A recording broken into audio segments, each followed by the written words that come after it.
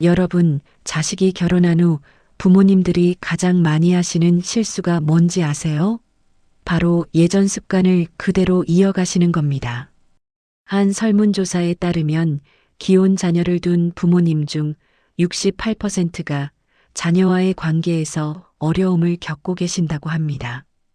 더 충격적인 건 그 원인의 대부분이 부모님이 끊지 못한 5가지 습관 때문이라는 거예요. 저도 처음엔 믿기지 않았습니다. 내가 자식을 위해서 하는 건데 뭐가 문제야? 싶으셨죠? 하지만 오늘 말씀드릴 내용을 듣고 나면 생각이 완전히 바뀌실 겁니다.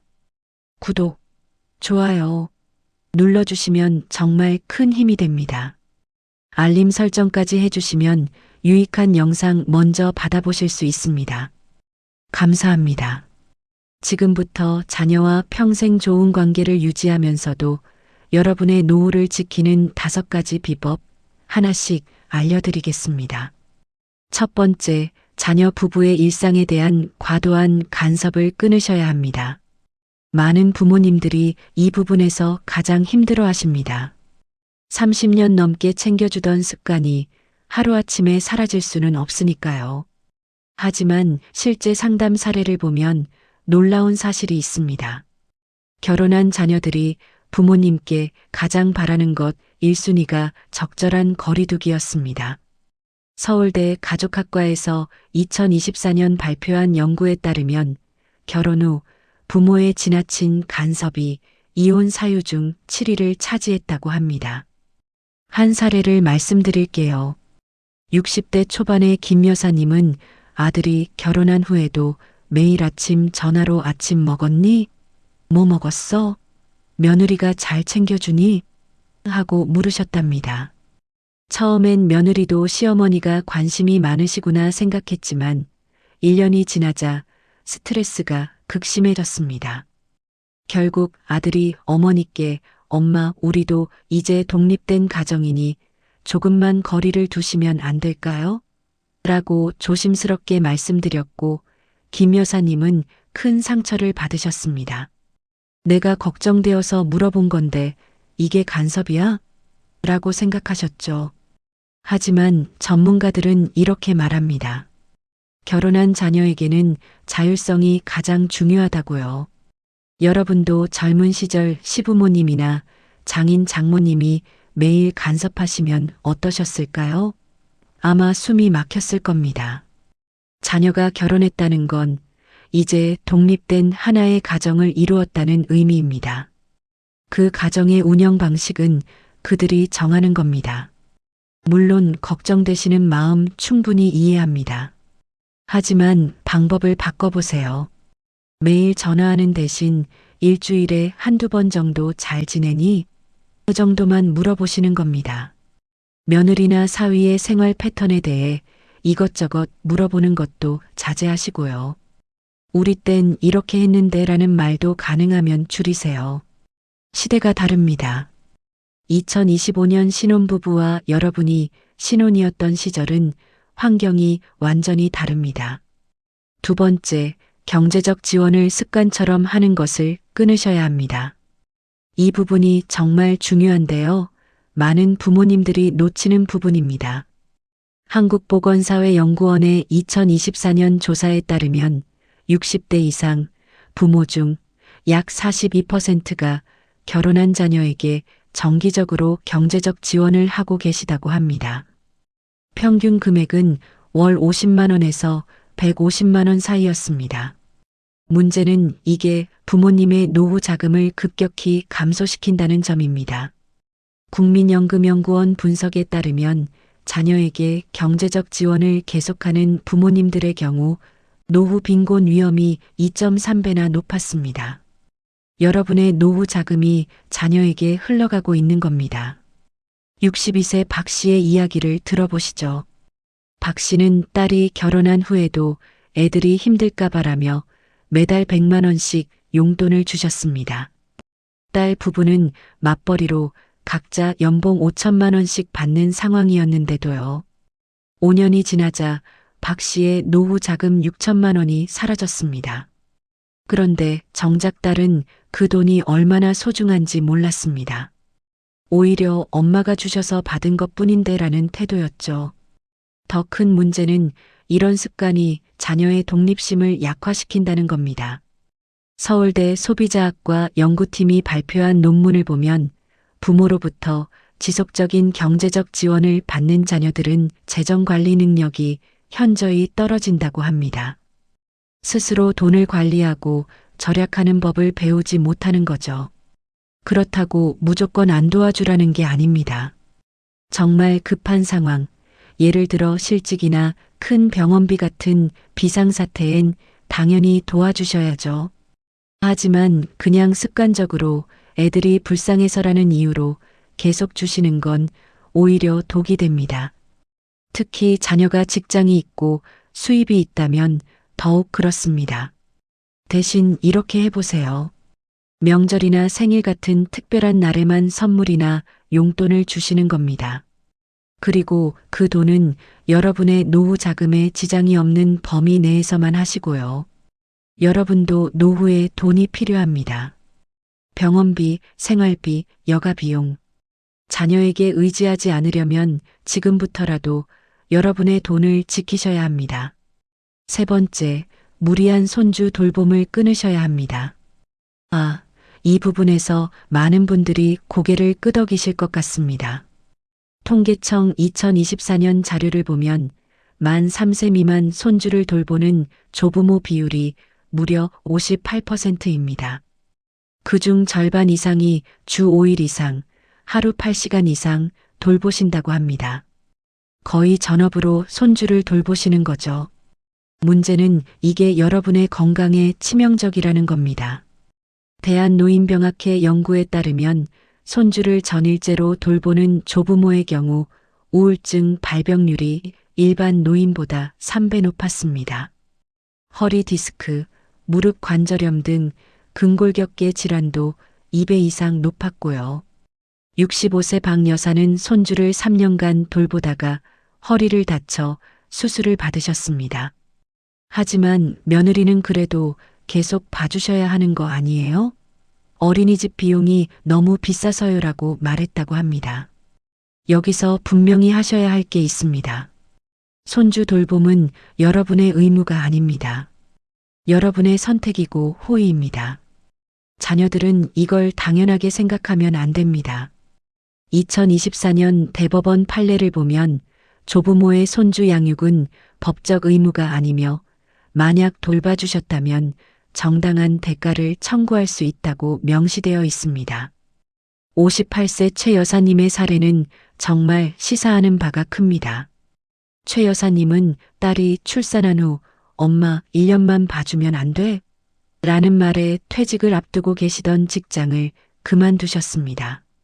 그런데 1년이 지나도 딸은 엄마가 봐주시면 애가 안정감을 느끼잖아요 라며 계속 맡겼습니다.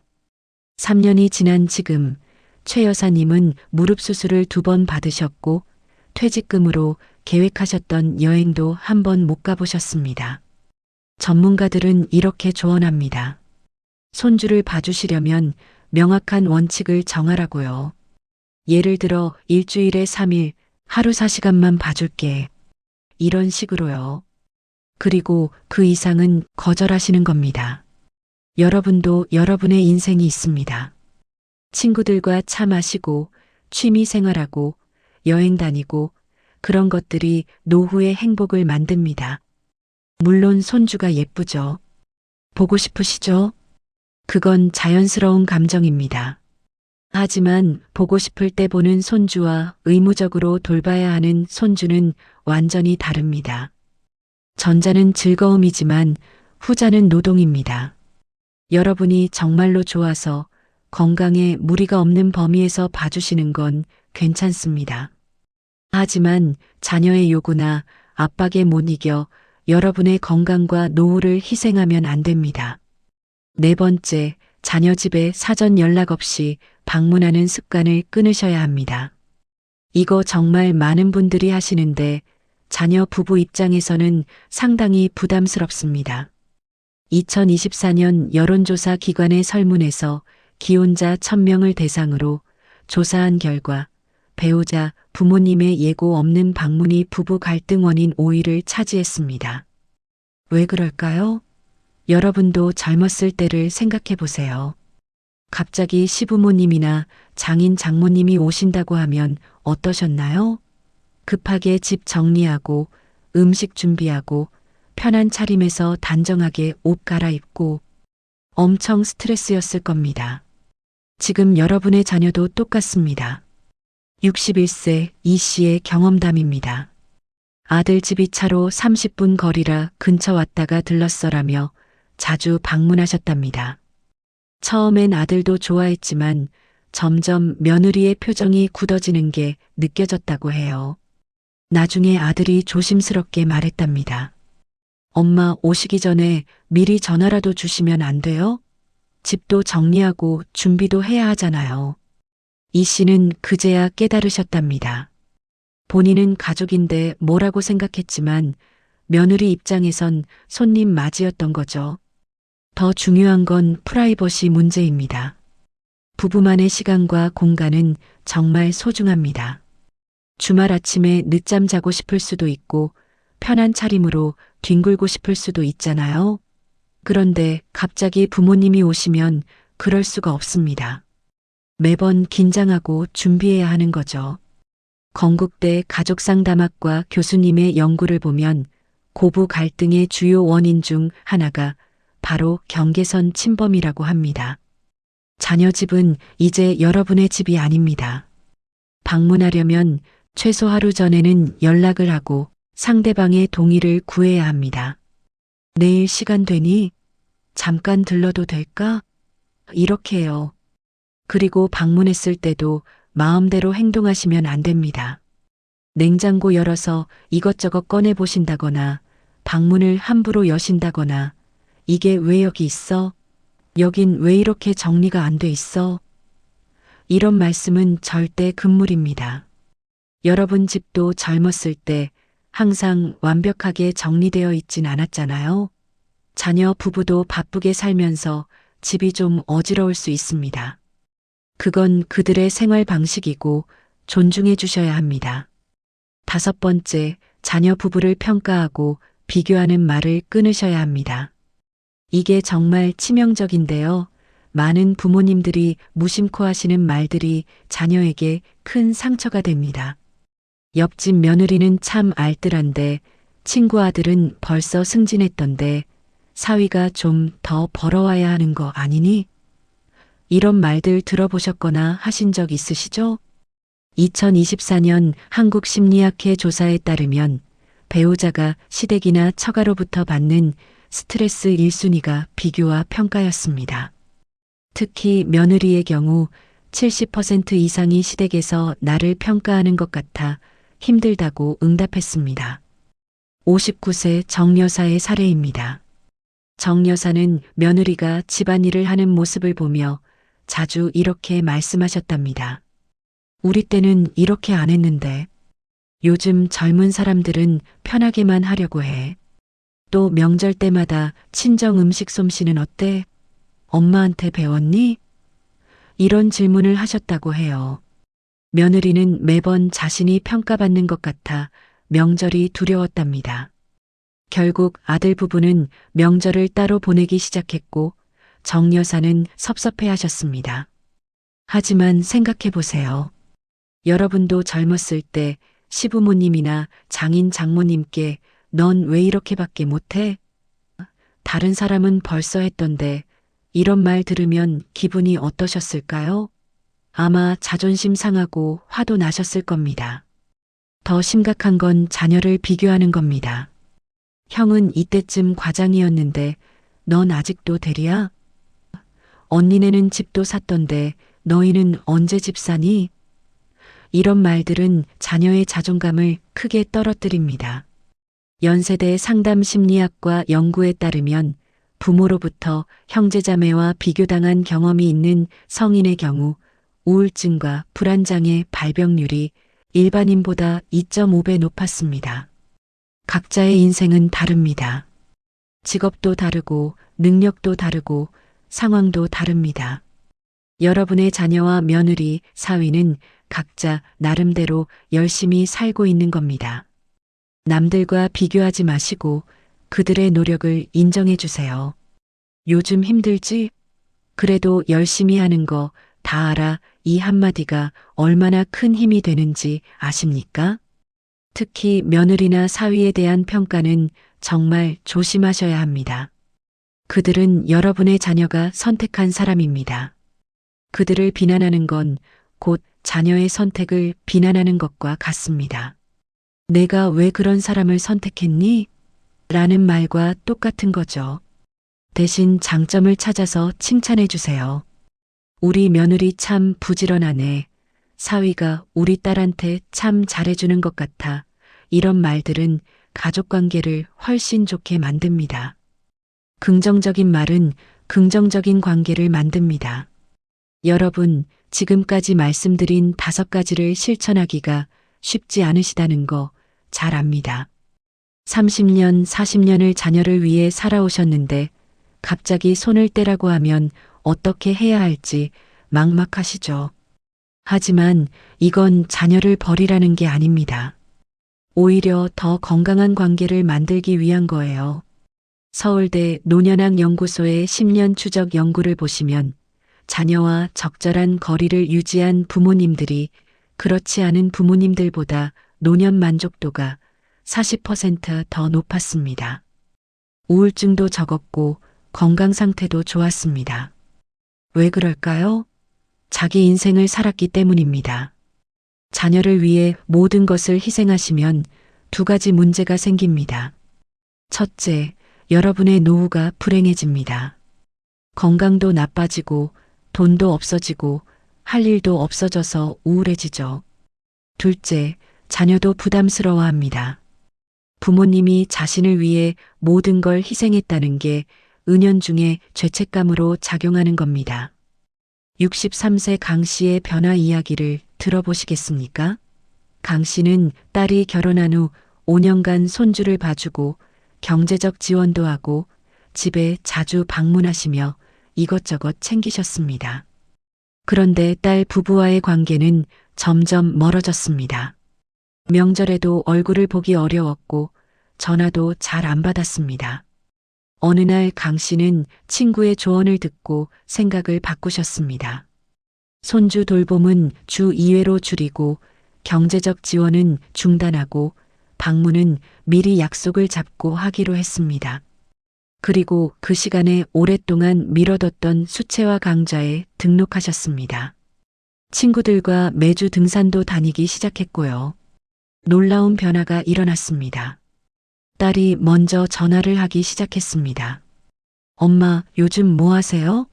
너무 안 보이시네요. 손주를 보러 딸이 먼저 찾아왔습니다.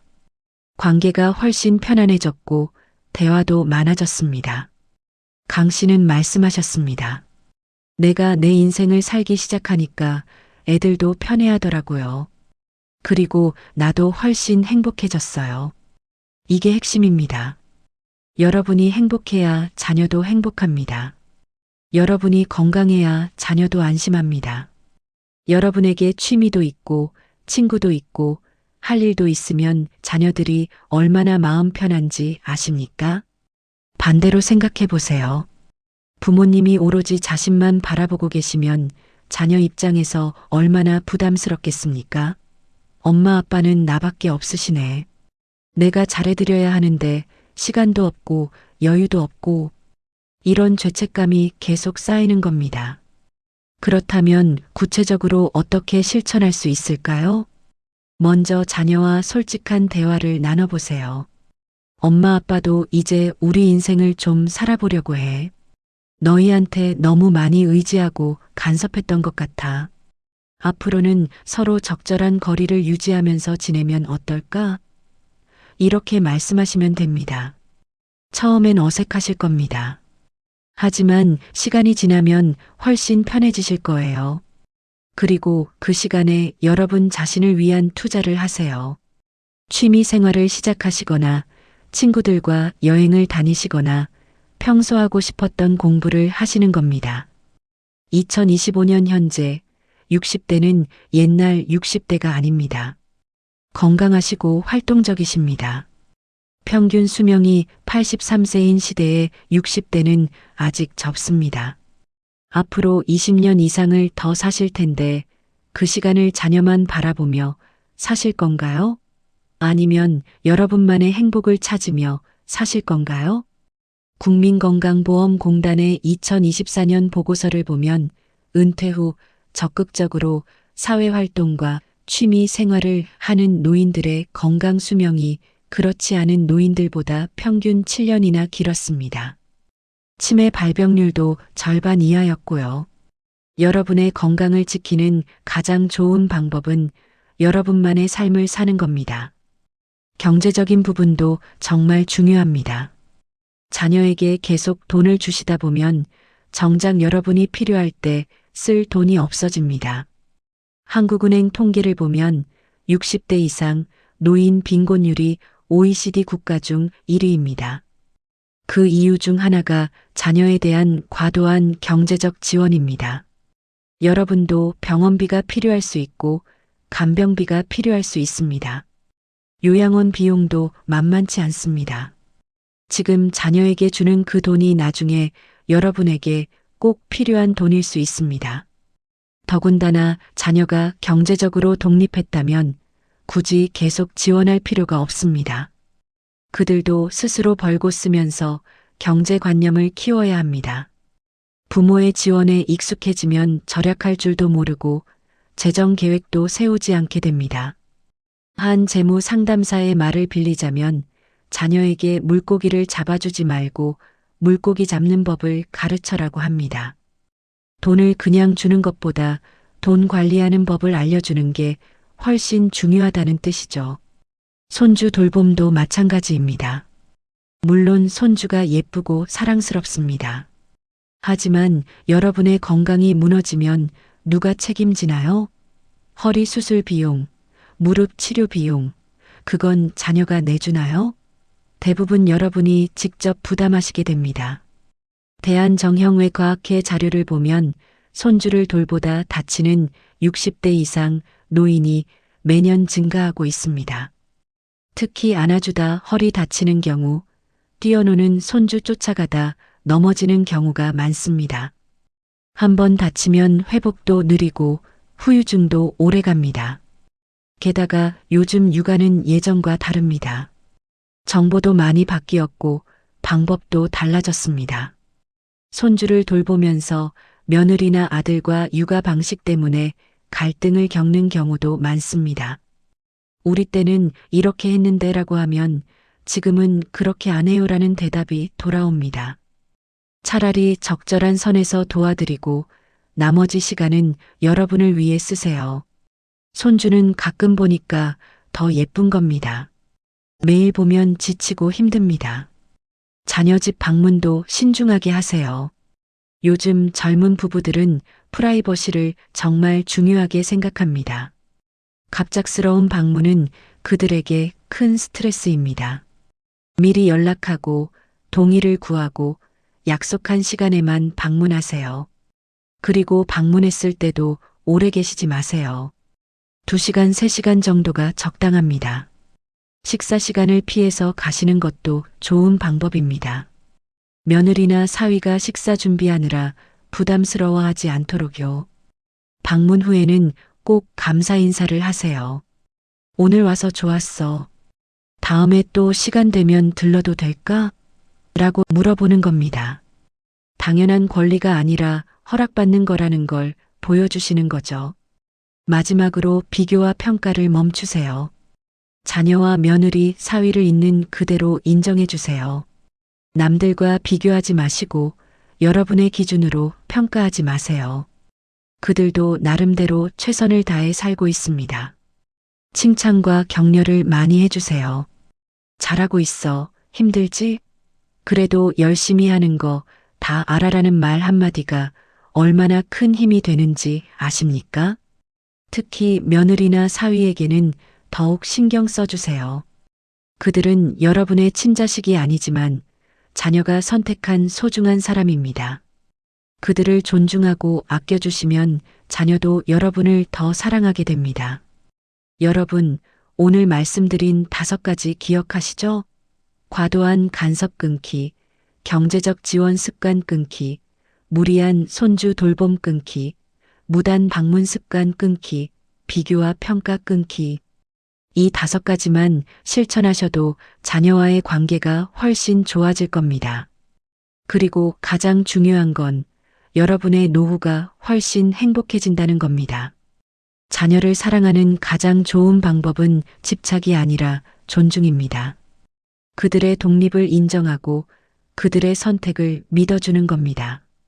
그리고 여러분도 여러분만의 행복을 찾으세요. 취미도 갖고 친구들과도 어울리고 하고 싶었던 일들을 하세요. 그렇게 사시는 부모님을 자녀들은 더 존경하고 사랑합니다. 나이 드셨다고 인생이 끝난 게 아닙니다. 오히려 이제부터가 진짜 여러분만의 시간입니다. 자녀 키우느라 생계 책임지느라 미뤄뒀던 꿈들을 이제 펼치실 시간이에요. 건강하시고 활동적이신 지금이 바로 그때입니다. 오늘 영상이 도움이 되셨다면 구독과 좋아요, 알림 설정 꼭 부탁드립니다. 여러분의 행복한 노후를 위한 더 많은 정보로 찾아뵙겠습니다. 댓글로 여러분의 경험과 생각도 나눠주세요. 함께 이야기 나누면 더 큰 힘이 됩니다. 오늘도 수고 많으셨고 항상 건강하시고 행복하세요. 감사합니다.